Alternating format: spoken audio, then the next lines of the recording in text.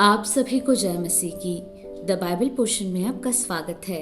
हमारा आज का वचन है निर्गमन की पुस्तक 36वां अध्याय वचन 20 से 38। फिर उसने निवास के लिए बबूल की लकड़ी के तख्तों को खड़े रहने के लिए बनाया। एक एक तख्ते की लंबाई 10 हाथ और चौड़ाई 1.5 हाथ की हुई। एक एक तख्ते में एक दूसरे से जोड़ी हुई दो दो चूलें बनी। निवास के सब तख्तों को उसने इसी भांति बनाया। उसने निवास के लिए तख्तों को इसी रीति से बनाया कि दक्षिण की ओर 20 तख्ते लगे और इन 20 तख्तों के नीचे चांदी की 40 कुर्सियां, अर्थात एक एक तख्ते के नीचे उसकी 2 चूलों के लिए उसने 2 कुर्सियां बनाई। और निवास की दूसरी ओर अर्थात उत्तर की ओर के लिए भी उसने 20 तख्ते बनाए और इनके लिए भी उसने चांदी की 40 कुर्सियां, अर्थात एक एक तख्ते के नीचे 2-2 कुर्सियां बनाई। और निवास की पिछली ओर अर्थात पश्चिम की ओर के लिए उसने 6 तख्ते बनाए और पिछले भाग में निवास के कोनों के लिए उसने 2 तख्ते बनाए। वे नीचे से 2-2 भाग के बने और दोनों भाग ऊपर के सिरे तक एक एक कड़े में मिलाए गए। उसने उन दोनों तख्तों का आकार ऐसा ही बनाया।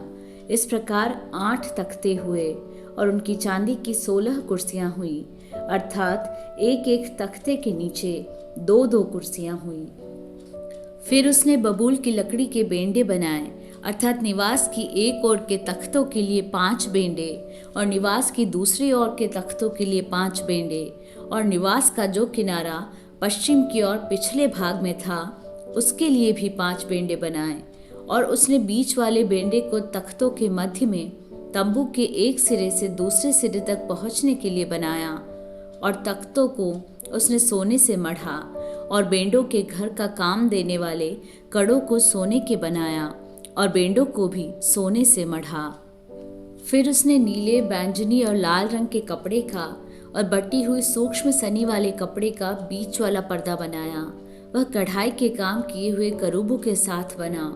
उसने उसके लिए बबूल के 4 खंबे बनाए और उनको सोने से मढ़ा। उनकी घुंडियाँ सोने की बनी और उसने उनके लिए चांदी की 4 कुर्सियाँ ढाली। उसने तंबू के द्वार के लिए भी नीले, बैंगनी और लाल रंग के कपड़े का और बटी हुई सूक्ष्म सनी के कपड़े का कढ़ाई का काम किया हुआ पर्दा बनाया।